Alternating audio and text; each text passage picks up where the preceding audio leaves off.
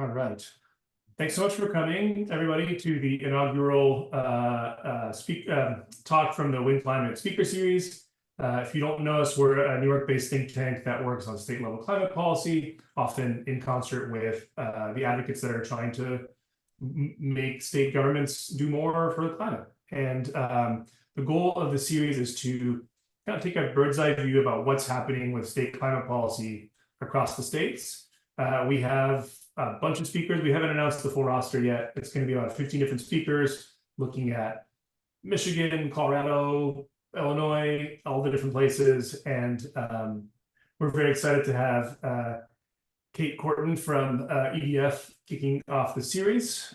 She's going to be talking about the New York State's forthcoming Cap and Invest program. It's a mixed audience. Some of us are hardcore wonk types, and others are just sort of interested in what we do about climate. So I think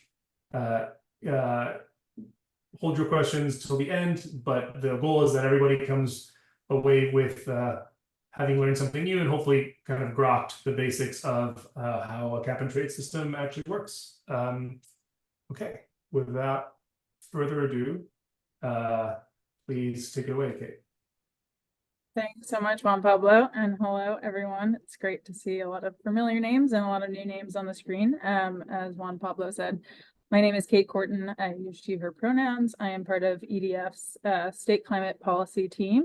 Our team thinks a lot about how to cut emissions, especially in leadership states that have set really firm commitments to reducing emissions in line with the US NDC. So the Cap and Invest program is a really exciting priority that we've been thinking a lot about. And I'm excited to share a little bit more about where things stand in New York, and really excited for the discussion. This is a deep subject with lots of intricacies and nuance. So I will try to keep it at a fairly high level, given the diversity of participants we have here today.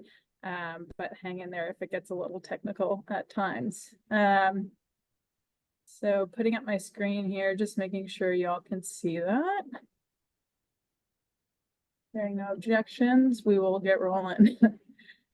All right, so what I'll cover in today's presentation, I'll aim to just keep this to about 20 minutes, just so you know where we're headed, and then spend the rest of the time on question and answer and discussion. But first I'll cover the background of how we got to where we are today in New York with respect to the Cap and Invest program, some of the fundamentals on what that program means, touch a little bit on the design of the program as we know it so far in New York, and some of the key policy issues and questions that are being deliberated right now. And then just take a moment to reflect on the path forward and sort of where this process is going from here.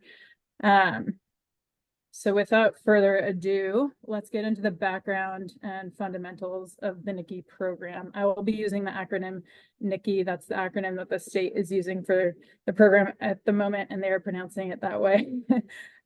So just going with that as a top line item. All right, so a brief history on how we got here in New York. Many folks are probably familiar with New York's nation-leading and landmark climate law passed in 2019. That's the Climate Leadership and Community Protection Act. I'll also probably call that the CLCPA as we go here. You can see some of the targets of that law on the right. It sets important targets in the power sector and technology-specific targets, but really relevant to today's conversation are the economy-wide emissions targets that the law sets for 2030 and 2050. That's a 40% reduction by 2030 and 85% by 2050. So that law, again, passed in 2019, gave the New York State agencies really broad authority for both developing a plan and then implementing that plan and implementing regulations to achieve the targets of the law. So there was a long sort of stakeholder and expert consultation process run through the Climate Action Council to develop that climate plan that's referred to in New York as the scoping plan. That's really an extensive plan that lays out all sorts of policies and priorities that the state needs to advance to meet its climate goals and implement the climate law. But one of those recommendations coming out of that plan, which was finalized at the end of 2022 was the recommendation for the state to stand up a cap and invest program, really as an enforceable mechanism for the state to meet its overall economy-wide emissions targets. So in early 2023, Governor Hochul directed her state agencies, primarily the Department of Environmental Conservation, that's DEC, and the New York State Energy Research and Development Authority, that's NYSERDA, to move forward with rules to put that program in place. So this is a process that's moving forward through a rulemaking process at the moment, as opposed to a legislative process. So over the course of 2023 and 2024, DEC and NYSERDA have been conducting a lot of stakeholder outreach really on the design of the program, and have shared at the end of last year a pre-proposal, which is effectively preliminary details of what the program would look like. And that pre-proposal and some preliminary analysis from the agencies have been out for public comment for a number of months now. So the community and the public and stakeholders in New York have those details to react to, and I'll talk through what some of those look like. But that's where we are in the process. We don't yet have a formal draft rule from the regulatory agencies, and there are more steps ahead, which I'll talk about in a little bit, to have that draft rule, react to that draft rule, and finalize rules to get this program up and running. So what is cap and invest? Again, we're all coming at this from different perspectives, so I know this will be a refresher for many of you, but for those that are newer to this concept, I just want to describe a little bit at a high level what this type of program is. Cap and invest, or cap and trade, using those terms interchangeably, are programs that have been implemented in a number of jurisdictions around the world, including in California and Washington here in the US, and through the Regional Greenhouse Gas Initiative in the Northeast. That's a program that folks working in the Northeast might be familiar with, but fundamentally these programs set a pollution cap. That's why we at EDF are generally pretty excited about them. It's an enforceable mechanism to set a cap on pollution across the jurisdiction that you're talking about. Generally speaking, if you're doing this across an entire economy, like New York is considering, there will be major emission sources that are covered under that cap, but some sources that for various reasons are maybe not appropriate to sort of regulate under the cap and trade mechanism. But that pollution cap would decline in line with your emissions targets. And the second part of this, and sort of how the cap is effectuated and how it drives reductions in the economy, is the allowance market. So the cap is set, and then a total allowance budget is created by the state or the regulating entity that adds up to the total cap. So one allowance generally represents one permit to emit 1 ton of emissions, and emitters who are regulated under the program are required to hold and surrender allowances equal to their total emissions for a given period. So emitters purchase those allowances or obtain them from the state for every ton of their emissions, and then the sale and trade of those allowances creates a market that puts a price on pollution and really incentivizes cost-effective emissions reductions. In New York, it's likely that the vast majority of allowances will be purchased from state auctions, and I'll talk a little bit more about that. And then from the state sale of those allowances, significant amount of revenue is generated that can be further invested in decarbonization or environmental justice or affordability or other priorities. In New York, some of that is defined in law at the moment at a very high level, but there will be a pretty substantive stakeholder process and legislative negotiation to come to really determine where the investments from this program will flow. So I just want to talk a little bit about sort of what is the opportunity here, what is at stake in New York if we get this right, and it's important that we get the program design right. So New York is the 3rd largest economy in the US. It's one of the top 10 highest emitting states, and it has played a significant national leadership role on climate policy. The New York Cap and Invest program is the primary regulatory vehicle that the state is moving forward with at this time to achieve its statutory emissions targets.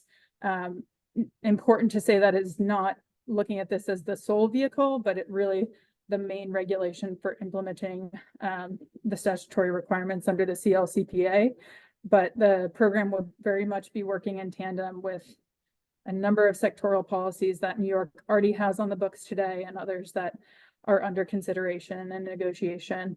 And just to say a bit more about that relationship, we at EDF think a lot about a cap and trade program and the emissions cap side of it as really a backstop to emissions targets, and the price on pollution effectuated through the program as really being a vehicle to increase the efficacy of sectoral policies. And by the same token, if you have sectoral policies like performance standards or other mechanisms in place that are addressing emissions in individual sectors, if those mechanisms are effective, those can in turn sort of lower your cost of meeting your climate goals under the cap and trade program. So the two things very much should work well in tandem. And I think New York has a great opportunity to do that here. Another big opportunity here is sort of the investments and accelerating the clean energy transition and doing that equitably. The CLCPA requires that a minimum of 35% with a goal of 40% of any investments from implementing the climate law, from regulations implementing the law, be invested in disadvantaged communities. We'll talk some more about that. And just one other sort of opportunity here in New York, the CLCPA also has a statutory requirement to prioritize the reduction of greenhouse gas and local co-pollutants or localized air pollutants in disadvantaged communities. And any regulation that's advanced under the CLCPA has to meet that requirement. So that is an opportunity really for New York to be sort of a leader and innovator on how cap and trade policies are designed. So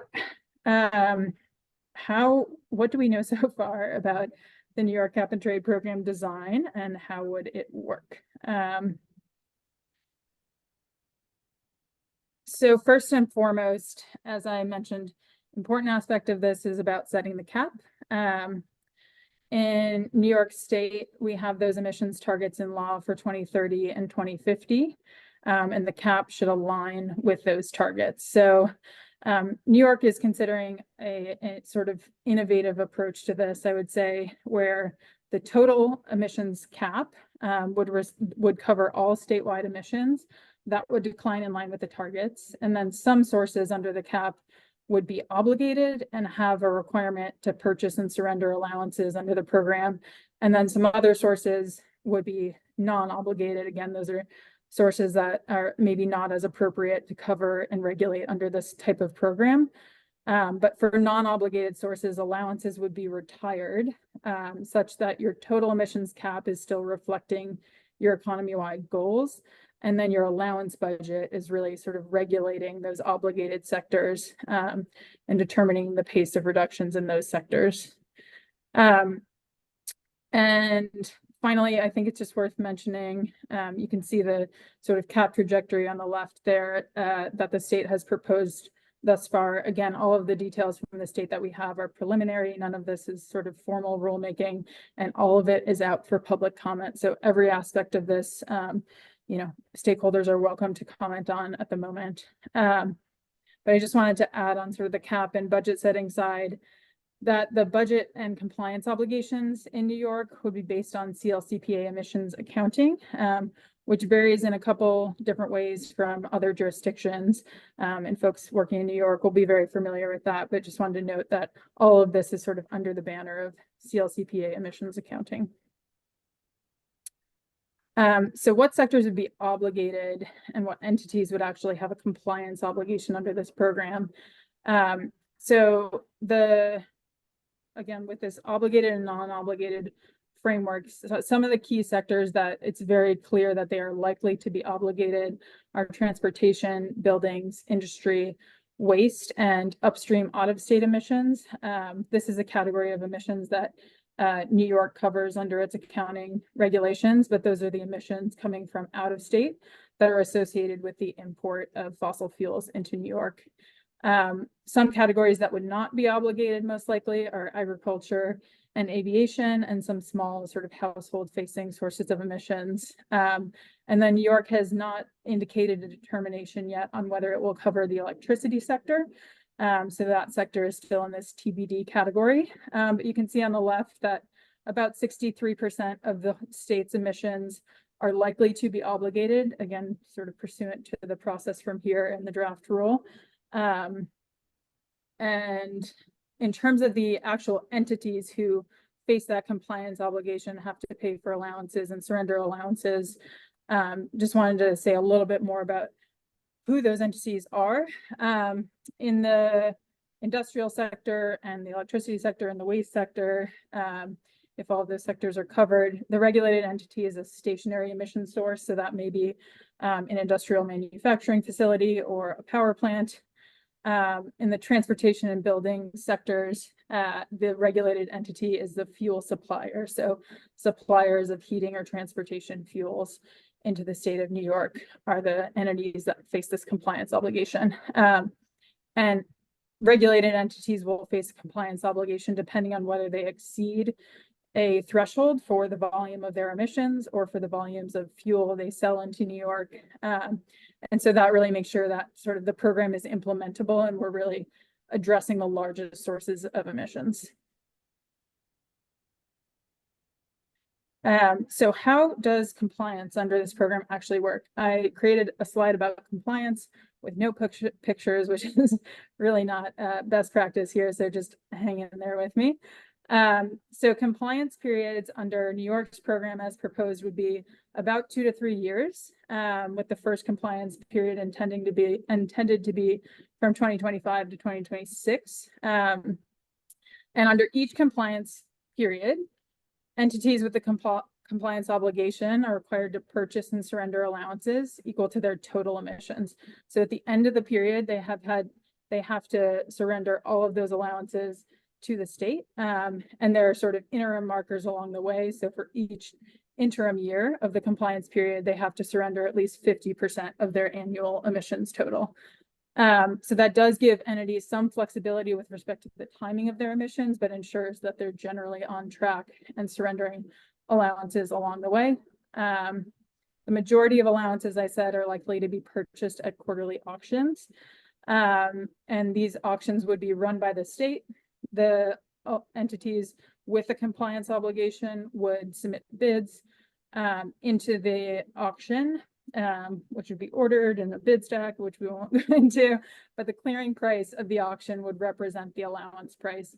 And that allowance price sort of drives and incentivizes emissions reductions. There are a number of sort of details with respect to the design of that auction, what are referred to as price stability mechanisms, that make sure that unexpected changes in the market, whether that's unexpected changes in demand, so unexpected changes in emissions, or unexpected changes and that would influence sort of the price and might lead to price spikes, are guarded against, and we sort of have guardrails within the auction, both to control on the cost side and to control on the environmental integrity side. Hey, oh yeah. Sorry, quick question. What does it mean to surrender an allowance? Yeah, basically to demonstrate to the state that you are holding allowances equal to your emission. So I think literally like you have to yeah, like you got to prove that you prove to the state that you have the allowance. I don't actually know what the mechanism is to do that, but okay, as you would like any sort of environmental permit, you have to have the permit. So I think it's and presumably there's it expires at that point, right? Once you've right. shown you have it, it's like I give it in, and then essentially you're handing it off to the state to say like I had at like I emitted, and then this is my like retroactive allowance to have done that emitting. And then once that is accepted, like it's basically canceled and you need new ones for the next compliance period. Is that right? Yeah, that is right. I've never thought about the literal mechanism by which you surrender it. But that is the concept. Yep.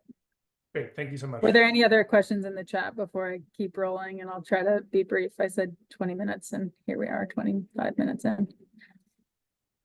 I think we're good for now. Please keep going. So, like I said, most allowances purchased through auction. Some allowances might be allocated at no or low cost to certain entities. Often this is done in cap and trade programs to avoid emissions or economic leakage outside of the jurisdiction that's being regulated. So one example of that, and New York is considering this, is allocating allowances directly to energy intensive and trade exposed industries like cement or steel or aluminum production. Those industries face sort of globalized trading markets, and in order to avoid leakage, it can be appropriate to allocate allowances. But any polluter who is holding an allowance, whether purchased or allocated, has an incentive to reduce emissions based on the value of that allowance if they can trade it in the market. So that holding in the allowance still sort of represents an incentive to reduce emissions more quickly, and can also incentivize sort of innovation on the private sector side and investment in emissions reduction. Finally, allowances in most programs, and New York again is considering this as well, can be traded on the secondary market and can be banked, so sort of held for future compliance years if they are not needed for the sort of current compliance period. There are some limitations on that in the design of New York's program to make sure that, you know, there's not an accumulated pool of banked allowances that puts the sort of emissions budget off track. But those flexibility mechanisms, while they don't sort of put any limits on geographically where pollution is happening, and they do add flexibility to the timing of pollution, they generally incentivize nearer term emissions reductions. So there is some sort of benefit both economically and in terms of the timing of emissions reductions from those mechanisms. I think I may skip over this slide in the interest of time, but if folks are really interested to dive into marginal emissions abatement and sort of what the allowance price means for cost-effective abatement, we can come back to that. But that's just a little bit more on the theory of cap and trade programs and sort of what the economic side of it looks like. So I'm going to talk just a little bit about what the revenue use conversation is in New York at the moment. As I said, at least 35 to 40% of revenues are required to be directed to disadvantaged communities, which are defined under New York State's law. A third of the revenue approximately will be returned directly to households, and a very small percentage to small industrial businesses for affordability. The state has released an affordability analysis that goes into much more detail to what sort of mechanisms and vehicles they are considering for this, whether that's sort of a tax credit, which looks to be the primary vehicle, or rebates, or some combination of multiple sort of benefit packages that return money to households. The 2/3 of the revenue will be dedicated to supporting the transition to a low carbon economy. And that pool of revenue, which is represented by the light blue on the graph below, is really yet to be defined in terms of how it will be used. There will be a stakeholder process that the agencies lead sometime this year, most likely. And that will sort of inform budget negotiations between the executive and the legislative branches in New York, and sort of a final investment plan for how these revenues will be used, likely sometime next year is when that will be defined. So just to note, in the graph, you see like the total revenue that can be raised through this program. And this again is based on the details of the preliminary program, so not final. The early compliance years would raise about 5 billion in revenue, and later compliance years would raise, you know, up to 12 billion in revenue as we get out closer to 2030 and beyond. So I want to touch on just a few sort of key policy questions that New York is grappling with, and I think where we have an opportunity to improve upon the existing proposal. One of those is the price ceiling. This is going to get into wonky territory, but I'll be sort of brief and as high level as possible on it. a price ceiling is one of the price stability mechanisms that I touched on earlier, and that represents a sort of limit within the allowance within the auction for the upper end price. But at a price ceiling, to actually make that mechanism work, that means you have to sell unlimited allowances if prices hit the ceiling. So that means your emissions cap is no longer constrained, and additional allowances would be sold above the cap. So price ceilings are often included in these types of programs. They can be very important for controlling costs in the event of market spikes and sort of unexpected changes in the economy.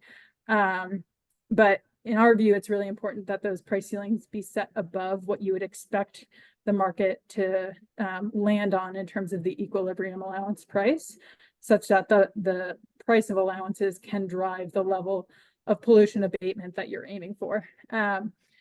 The New York State preliminary analysis has modeled a few fixed price ceilings in their early modeling of this program. And those are, you can see them on the bottom of the screen. There are a few different scenarios, and I won't go through all of them. But the upshot is that the price ceilings that have been modeled show that it's most likely that the cap and trade program would not actually limit emissions in line with New York's statutory targets, because additional allowances, again, would be sold at those price ceilings above the cap level. So this is, an issue that's really important to EDF and that we're thinking a lot about and doing a lot of advocacy around. But again, sort of the integrity of the cap and the integrity of that economy-wide limit on pollution is a really, really important part of these mechanisms from our view. So it's important that we get that price ceiling right. And if we include it at a minimum, sort of include it at a level above what we expect the allowance price to be, more similar to how California and Washington approach this program design element. Obligation of the electricity sector is another big question on New York's program, and one that is sort of like rife with nitty-gritty details. You can see some of the considerations on the screen here, the relationship to existing policy, the need for electrification to decarbonize our other sectors, both what does the demand to that mean for increased emissions if we don't have an effective cap in place, and on the cost side, what would increased electricity costs mean for our ability to really lean on electrification in other sectors. One key element of this from our view is sort of your relative cost of abatement across sectors. One of the benefits of cap and invest, of course, is that you are finding the most cost-effective emissions reductions across the economy by virtue of setting that economy-wide cap and establishing the trading market. So low cost opportunities might be available in the power sector, and it may be important to pull those opportunities into the broader market to keep the overall compliance cost as low as possible. There are a couple other considerations on this topic, addressing emissions from imported electricity is a major one, and emissions leakage. And of course, power plants are major emission sources in disadvantaged communities. So obligating the electricity sector might be one additional tool in the regulatory toolbox to mitigate those emissions. A lot more to say about this topic, but it could be a whole dissertation. So I'm going to keep moving. And this is, I think we have one more slide after this. So the final big sort of meaty discussion in New York right now is around how to prioritize greenhouse gas and co-pollutant reductions in disadvantaged communities through this program. As I said, the climate law sort of requires that any implementing regulation result in no net increase in co-pollutants or otherwise disproportionately burden DACs, and really prioritize greenhouse gas and co-pollutant reductions. The state has said that no offsets will be allowable under the program, but it is also considering additional mechanisms that sort of go further than other jurisdictions have gone in terms of limiting the geographic distribution of pollution alongside sort of the flexible economy-wide program. One of those is facility-specific caps. The state has indicated that it is looking carefully at this and may move this concept forward, if not through NICI, then through a parallel rulemaking process. But the concept of facility specific caps really would mean that individual facilities cannot purchase allowances above a determined cap for their facility. And that could be a means to ensure that pollution declines at individual facilities, at least in line with the statewide cap. The details of that have not been sort of worked out in any further than sort of the conceptual level, but that is something on the table. The other just aspect to sort of what does the program mean for disadvantaged communities? That's not touched on this slide, but is worth noting that a lot of the emissions in New York are not from stationary sources at this point in time. Those are still really critical sources of emissions to address, but transportation and the building sector are sort of leading sources of emissions in New York. And those sectors, you know, if they get on a rapidly declining trajectory in line with the emissions cap, as we hope they will, would really also drive co-pollutant reductions. And there's some early modeling from the state that suggests that. So this is not the full picture, but part of the picture here. So the path forward, very briefly, as I said, we have the pre-proposal in hand. And we are waiting on a draft rule from the state agencies to indicate sort of what happens next, and what this program is really looking like. The agencies have said that they expect that draft rule to come out this year, and that it could be finalized by the end of the year, with program implementation starting in 2025. So that's sort of the best we know at the moment in terms of what they've communicated. And in addition to the formal rulemaking process on the regulatory vehicle, there is also, as I mentioned, this sort of stakeholder process to define how revenues are used and invested beyond the high level buckets that we have on the table right now. So I will stop there and open it up for questions and discussion. And I will stop sharing my screen, but I am happy to put slides back up as needed. Perfect. So first off, let's turn off